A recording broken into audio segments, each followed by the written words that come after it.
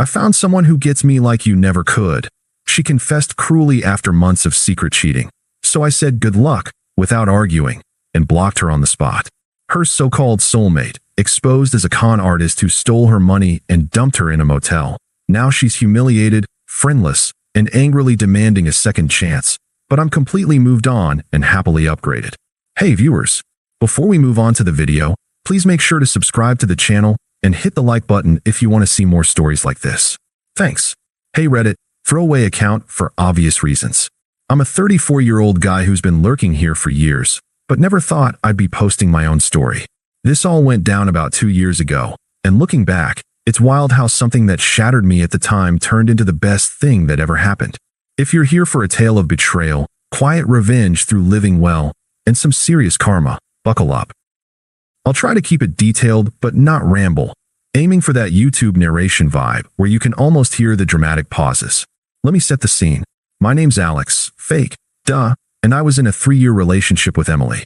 We met through mutual friends at a casual get-together in the city where we both lived. I work in tech, steady job as a software developer, good pay, nothing flashy but reliable. Emily was an aspiring artist, always chasing her next big break with paintings and digital designs. She had this vibrant energy that drew me in from day one. I fell hard, and I showed it by being the rock she needed. From the start, I was all in. When she lost her job at a graphic design firm about a year into us dating, I didn't hesitate. I covered her rent for months while she found her footing. I'd come home after long days coding, and there she'd be, stressed about her portfolio. I'd make her tea, sit with her, and brainstorm ideas. We've got this, I'd say. Your talent's going to shine. Flashback to one night. She was in tears over a rejected commission. I skipped my own work deadline to help her revise it, staying up until 3 a.m. We submitted it together, and when it got accepted, she hugged me like I was her hero. Those moments made me feel like we were a team. But looking back, the signs were there. Emily started getting distant around our 3rd anniversary. She'd spend hours on her phone, giggling at messages. I'd ask what was up, and she'd brush it off, just memes from friends. Then came the subtle digs. One evening, we were out for dinner, and she posted a story on social media about needing more adventure in life. It felt pointed, but I chalked it up to her artistic mood swings. I sacrificed a lot, turned down a promotion that would have required travel because she said she needed me close. Stability matters, I told myself. But stability wasn't exciting enough for her, I guess. The bomb dropped one Friday night. I came home early from work, planning to surprise her with takeout from her favorite spot. The apartment was quiet, but her laptop was open on the couch. Curiosity got me. I wasn't snooping, but a notification popped up. It was an email from some guy named Jake, with a subject line that read, "Can't wait for our weekend getaway." My stomach dropped. I clicked it. Yeah, I know, privacy invasion, but intuition screamed. It was flirty as hell, talking about how they connected so deeply on that dating app she swore she deleted ages ago. Attached were photos, intimate ones. They'd been seeing each other for months. My heart raced. I felt like the air got sucked out of the room. How could she? After everything I'd done? I sat there, staring at the screen, replaying every late night she said she was at the studio. The confusion hit hard, waves of it. Was I blind? Not good enough. I thought about confronting her dramatically, but something in me clicked. No, I wouldn't give her that power. I'd handle this with the dignity she never showed me. She walked in an hour later, all smiles, until she saw my face. "Alex, what's wrong?" she asked, setting down her bag. I turned the laptop toward her. "This." Her eyes widened, but not with regret, with annoyance, like I'd caught her in a minor fib. She sighed, crossing her arms. "Okay, fine. We need to talk." That led straight into the breakup conversation. It was brutal, Reddit. She didn't even pretend to be sorry at first. We sat at the kitchen table, the takeout growing cold between us. I kept my voice steady, even though inside I was crumbling. "So who's Jake?" I asked. Emily leaned back, fiddling with her necklace, the one I'd bought her for our 2nd anniversary. "He's someone I met online. We started talking as friends, but it grew. Alex, I found someone who gets me. Like, on a soul level. You and I, we're comfortable, but Jake? He excites me. He understands my creative side without me explaining it." I stared at her, processing. "You've been cheating. Physically." She nodded, not even flinching. "Yeah, a few times. But it's not about you being bad. It's about me needing more. You're so routine. Work, home, repeat." Jake travels, he has stories. He makes me feel alive. I deserve that, don't I? We've been drifting anyway. You must have felt it. Her words stung like hell. Drifting? I'd been holding us together. But her logic was twisted, like she was the victim here. So, you're justifying this because I'm reliable? I said, keeping my tone flat. Exactly, she exclaimed, as if I'd finally gotten it. Reliable is great for bills, but not for passion. Jake gets my art. He even invested in one of my pieces. You always said play it safe with my career. He encourages risks. This is about my happiness, Alex. I can't stay in something that's holding me back. I felt the anger bubble, but I swallowed it.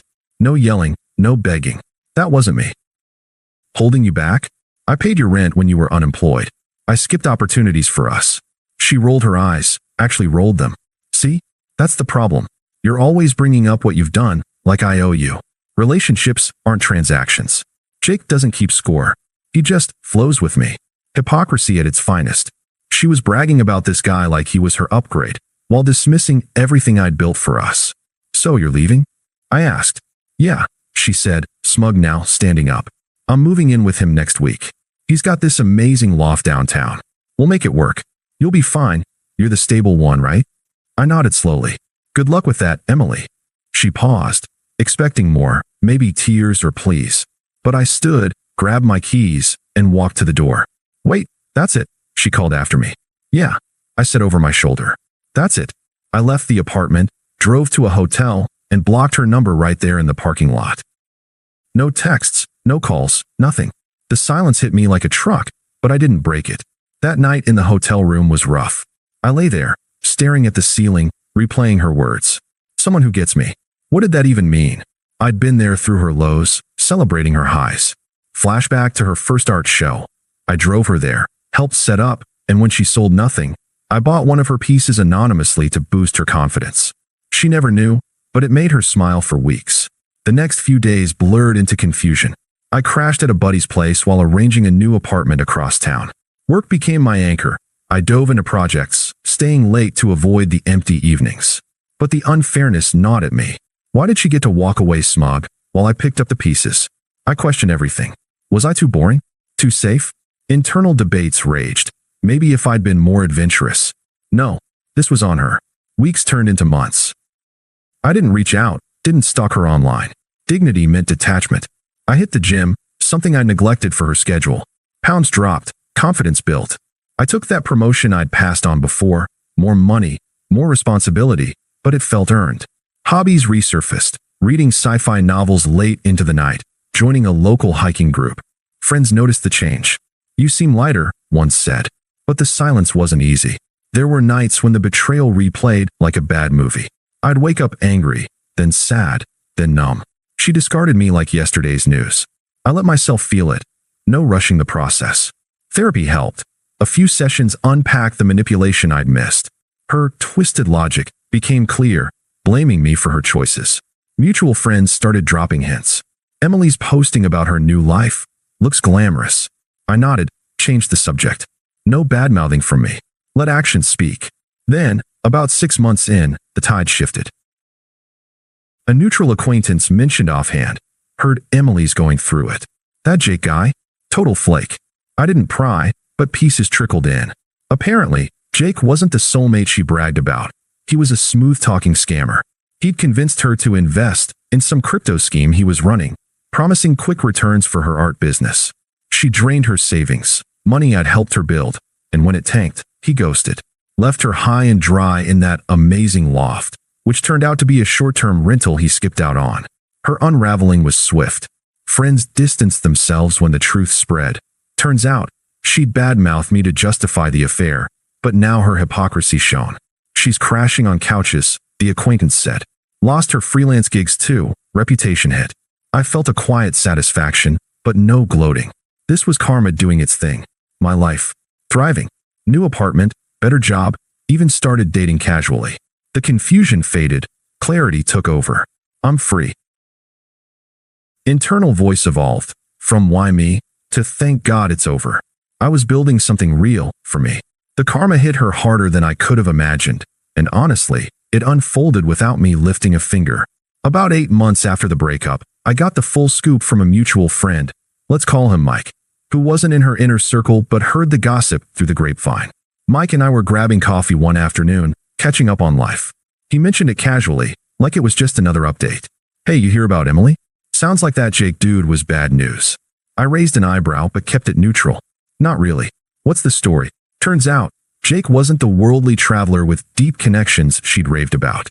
He was a con artist, preying on creative types like her through online forums and dating apps. He'd spun tales of investing in art startups, convincing her that pooling their money would launch her career. She handed over everything. Her savings, which included some cash I'd loaned her during her unemployed phase, and even maxed out a credit card for his surefire crypto venture tied to digital art NFTs. It was all smoke and mirrors. The investment vanished overnight, along with Jake. He ghosted her, changed his number, and probably moved on to the next mark. Emily was left devastated. The loft, evicted after 2 months of unpaid rent. She ended up in a dingy motel on the outskirts of the city, scraping by on odd jobs while her freelance gigs dried up. Word spread fast in our old social circles. Her posts about the amazing new life turned into desperate pleas for help, and people saw through the facade. Mutual friends who'd initially defended her, "She's just following her heart," backed off when the hypocrisy hit. She'd painted me as the boring villain to justify the affair, but now she looked like the fool who'd thrown away stability for a scam. Isolation set in. Even her family, who I'd always gotten along with despite their meddling, couldn't bail her out fully. I didn't revel in it outwardly, but inside, it felt like justice. Not revenge, just the universe balancing the scales. She'd bragged about finding someone better, and now she was discarded, broke, and irrelevant in the world she'd chased. Meanwhile, my days were filled with purpose. That promotion led to leading a team, and I'd met Sarah through the hiking group, a kind, grounded woman who appreciated reliability without demanding flash. We weren't serious yet, but it was easy real. The irony wasn't lost on me. Emily chased excitement, and it left her in ruins, while my routine built a foundation that was unshakable. The attempts to crawl back started small, about a year post-breakup. First came the texts, from a new number, since I'd blocked her old one. I was at work when my phone buzzed. Unknown sender. "Alex, it's Emily. I know I don't deserve this, but can we talk?" Things went south with Jake. He wasn't who I thought. I missed what we had. I read it, felt a flicker of old anger, but deleted it without replying. No sympathy, no engagement. That was her mess. A week later, the calls ramped up. My phone rang during dinner one night. I let it go to voicemail. "Alex, please pick up. I made a huge mistake. Jake scammed me, took everything. I'm in a bad spot, staying at this awful motel. Remember how you always helped me through tough times? I need that now. Call me back." Her voice cracked, but it didn't move me. Desperation was setting in, laced with that same entitlement. I blocked the number again. Then came the intermediaries, her friends and family, just as toxic as promised. First was her sister, Lisa, who I'd never liked much. She was always pushy, treating Emily like a princess who could do no wrong. Lisa messaged me on social media. "Hey Alex, it's Lisa. Emily's really struggling. That guy was a total jerk, left her broke. You two were good together. Why not give her another shot? Holding a grudge makes you look petty." I responded curtly, "Not interested. Don't contact me again." Blocked. Next, a couple of her old friends piled on. One, Tara, called me directly. "Alex, come on. Emily's crying every day. She knows she screwed up, but life's short.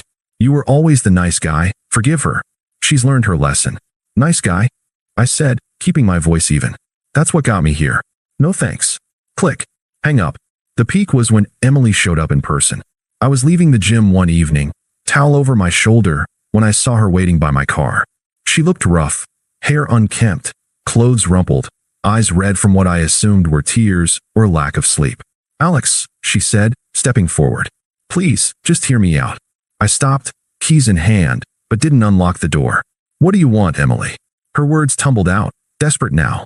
I was wrong. So wrong. Jake was a liar. He took all my money, ghosted me. I'm alone, Alex. No one gets me like you did. I see that now. We had something real. Let's try again. I'll make it up to you. I shook my head. You found someone who got you, remember? This is the consequence. She flushed, anger creeping in. Consequence? You're enjoying this, aren't you? Acting all high and mighty while I'm suffering. I thought you cared about me. Cared, I corrected. Past tense.